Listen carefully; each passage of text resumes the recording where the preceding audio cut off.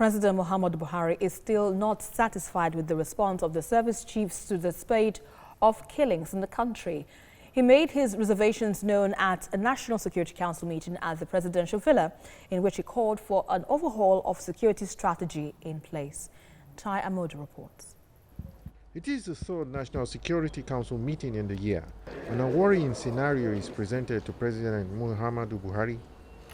It is the increasing prevalence of drug use in society and Nigeria's gradual change in status from a drug transit to a drug-producing nation. Between 2011 and 2019, approximately 17 manufacturing laboratories of methamphetamine substances were located by the various security agencies and destroyed. That is a large number. And it is a situation that must be checked since a direct nexus has been established between drug use and an increase in violent crimes across the country. Security chiefs had found out that homicidal crimes such as the insurgency, armed banditry and kidnapping are propelled by the reckless use of drugs by criminal groups. Tackling this problem, they say, will take a holistic approach that will inadvertently involve all members of society. It will only result in this country hurtling inexorably down a bottomless pit of self-destruction. We don't want that. The briefing National Security Advisor acknowledges that the Southern Kaduna killings and the face-off between the Borno State Governor and military leaders in Borno State did come under scrutiny in the National Security Council meeting. But he is not forthcoming about what was discussed at length on these issues. The service chiefs are not yet off the hook, as again President Buhari expresses dissatisfaction in their best efforts and insists on an overhaul of the security strategy. Yes, Mr. President said, you are doing your best as far as I'm concerned, but there's still a lot more to be done. I am more concerned about the promise we made to the larger Nigerian society, and I am ordering an immediate re-engineering of the entire security apparatus. What this will translate to still remains to be seen. Well, joining me to analyze this further is Uzona Onoya, TVC's executive editor, and Captain Omar Aliyu, security consultant. Good to have you again on the show tonight. So let's begin with you now, Captain Omar. Let's look at what this issue has brought before us. The prevalence of drug abuse being responsible for the increasing rate of crime in the country today. How do you put this into perspective? Good evening. For a start, you did not get my designation correctly, but I think you will have to look at that for the next program. First of all, when you look at the security situation in our country, the last time I stopped counting the president's meeting with security chiefs, I stopped at 17 meetings from 2015 inauguration to the last time I stopped. And whenever he concludes his meeting, somebody comes out and gives us something about the meeting we can go home with until the next one holds. We've seen riot acts being read. We've seen last warnings being given. The one before this one, it was no more excuses will be tolerated. This one today, or this one that has just passed, is go rejig your security, whatever. Fine. So let's see what the theme or the underscoring mantra for the next one will be. But then from the perspective of the consumer of security, it's either we are secured or we are not secure. That's just as simple as it is. And as you can see, across the nation today, our threat forms are getting bolder. We saw early this year a former president of this country's home was attacked. A few days ago, we saw a sitting governor attacked.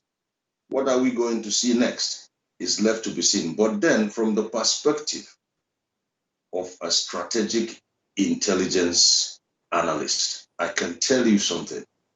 With each of these blithering acts, the substance of the state, the reckoning of brand Nigeria is diluted.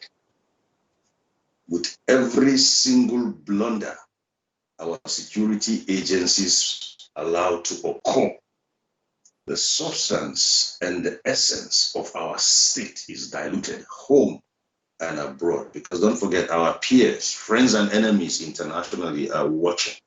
And they're taking notes. What is coming across to them?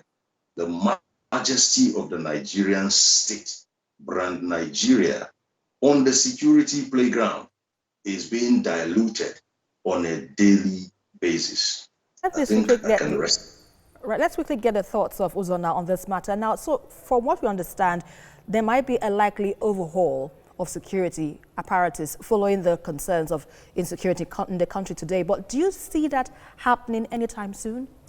The likelihood of having a security overhaul may not be important to anyone, because we've had this, it has been expected for years, because the current service chiefs, all of them, have been due for retirement not less than a year before now.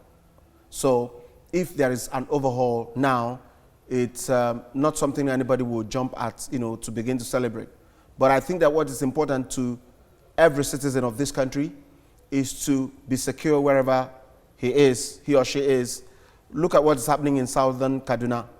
It's more pathetic because the latest attack in Zango-Kataf local government area occurred at a period the local government, there was a curfew in place in the local government. Now, if there's a curfew, it tells us that security agencies have taken over control of every movement and every activity that will threaten security of the country, or the lives of the people. And yet, within that period, people were attacked and killed. That raises a lot of fear. I cannot agree less with the professional that spoke just a while ago. He is a professional in that area. So I cannot agree less with him that with every activity of insecurity that is taking place in the country, the quality or whatever the brand stands for is being diluted, and that is great concern. So if the overhaul of security apparatus might not be the solution, then what is the solution? I wouldn't have that answer, like in black and white, but from the little corner where I am, because I'm not purely a security person, but from the little corner where I am, it's the commander-in-chief taking absolute control of the process and begin to ask people to give accounts, begin to take every step seriously. I think that's where it will start, because you cannot build a house without a proper foundation, and then the commander-in-chief has to wake up and begin to do things differently. So, Captain, how would you respond to this, and what's your reaction? What's the way out of this, the solutions? The way out is as simple as it comes.